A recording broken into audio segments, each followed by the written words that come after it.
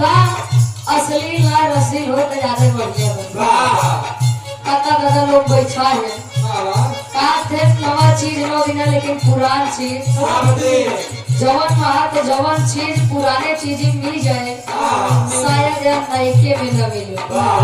नहीं देखा था मार्केट में रोज नई नई गीत आवत बा एक लगन बजाए दे दूसरी लगन सुनई के मन ना करे आशी कहे का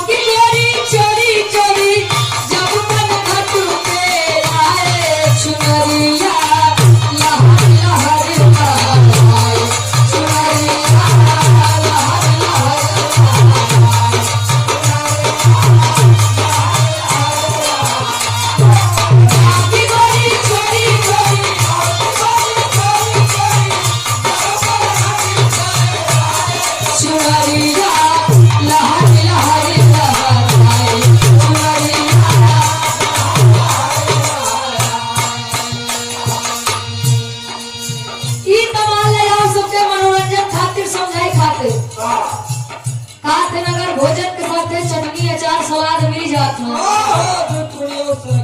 कोई पूरी और सरक जाता वाह भैया वैसे अगर भक्ति भाव भजन करे से पहले धूम तन सुने के मिल जात तो मन और बढ़िया लागे लागत जरूरी तना बा लेकिन आज के समय में मजबूरी हुई बा अब मजबूरी के साथे साथे जरूरी हुई बा देखो ते काका है पहले के कलाकार और आज के कलाकार में कितना अंतर हुई बा लोग पहले सिर्फ खड़ा होई के गाय दे तो सोचे थे सब मजबूर हो जाते हैं आज तो देखा था इंटरटेनमेंट दे खातिर मनोरंजन दे खातिर विरहन कितना मैंने देखा था गुलाटी मारा तो हमारे को एक सब नीचे वाह लेकिन मीडिया मंच के माध्यम से अपने बीड़ा वादनी सरस्वती माई जी से फरियाद करे कहे का